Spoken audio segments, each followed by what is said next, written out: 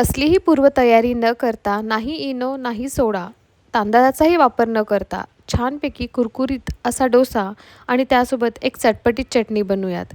ही एकदम high protein recipe आहे. त्यामुळे तुम्ही नाश्त्यासाठी किंवा रात्रीच्या जेवणासाठी सुद्धा हा झटपट बनणारा डोसा बनवू शकता. तर हा डोसा बनवण्यासाठी सर्वप्रथम आपल्याला 1 वाटी लाल मसूरची डाळ घ्यायची आहे. ह्या डाळीमध्ये भरपूर प्रमाणात प्रोटीन असतं आणि शरीराला पचायलासुद्धा खूप हलकी असते. पण हा डोसा कुरकुरीत होण्यासाठी आपण त्यामध्ये एक पदार्थ टाकणार आहोत. डाळ स्वच्छ धुवून घ्यायची 2 ते 3 वेळेस पाण्याने आणि त्यानंतर त्याला मिक्सी जारमध्ये काढून घ्यायचं. ह्या ठिकाणी डाळ सोक करण्यासाठी तुमच्याकडे वेळ असेल तर तुम्ही एक 5 ते 10 मिनटं किंवा 15 ते 20 मिनटासाठी डाळ सोक करू शकता. नाही केली तरीही चालतं. त्यामध्ये थोडंसं लसणाच्या पाकळ्या, थोडंसं आल्याचा तुकडा, हिरवी मिरची, मीठ आणि जिरे ॲड करायचे. त्यामुळे डोसा छान चटपटीत लागतो. आता डोसा कुरकुरीत होण्यासाठी आपण ह्या ठिकाणी 2 चमचे रवा ॲड केला आहे. बारीक किंवा जाड कोणताही रवा ॲड करू शकता. त्यामुळे डोसा छान क्रिस्पी होतो.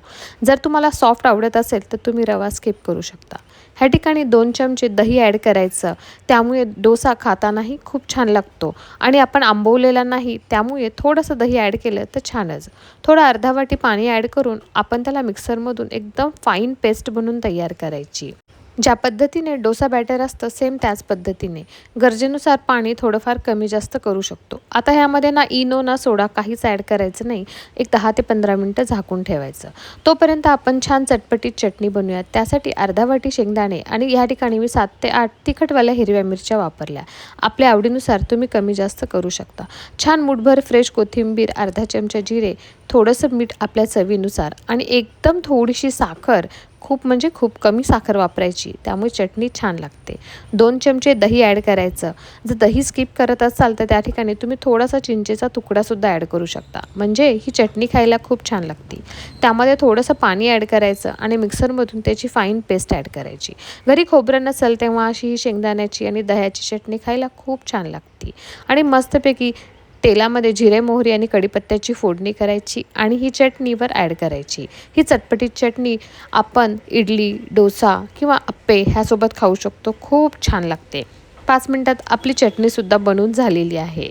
ह्या चटणीला तर मी ऑलराऊंडर चटणी म्हणते. कारण कोणत्याही साऊथ इंडियन डिश असू किंवा आपल्या घरी बनवलेले घावणे असू, धपाटे असू, मुलांना डब्यामध्ये देताना पराठा असू, त्यासोबत आपण ही चटणी झटपट 5 मिनिटात बनवू शकतो.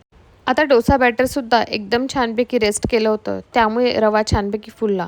गरज वाटलीस तर थोडंसं पाणी ॲड करून त्याची कन्सिस्टन्सी व्यवस्थित करून घ्यायची. आता डोसा तव्याला थोडंसं तेल लावायचं, गॅस एकदम मंद करायचा आणि नंतर आपण डोसे त्या ठिकाणी 2 पळी आपलं बॅटर ॲड करून छानपैकी त्याला डोसे बनवून घ्यायचे. ह्याला वरच्या साईडने थोडंसं तेल लावायचं. कारण ह्यामध्ये आपण तांदळाचा वापर केलेला नाही. तर थोडासा क्रिस्पीनेस आणि कुरकुरीतपणा येण्यासाठी थोडंसं वरतून तेल लावायचं आणि आपले मस्तपैकी 5 मिनिटामध्ये आपला डोसा बनवून तयार होतो. मी ह्या ठिकाणी डोसा दोन्ही साईडनी शेकला होता. कारण की जास्त कुरकुरीत आणि क्रिस्पी डोसा हा मला आवडतो. त्यामुळे तुम्ही एका साईडनी जरी शेकला तरीही चालतो. फक्त 5 मिनिटामध्ये आपली कसलीही पूर्वतयारी न करता झटपट असा मसूर डाळीचा डोसा बनवून तयार होतो. बॅटर फर्मंट केलेलं नसेल तरीसुद्धा हा डोसा बनवायला खूप सोपा आहे. तुम्ही ही रेसिपी नक्की ट्राय करा आणि मला कमेंट करून कळवा की तुम्हाला कशी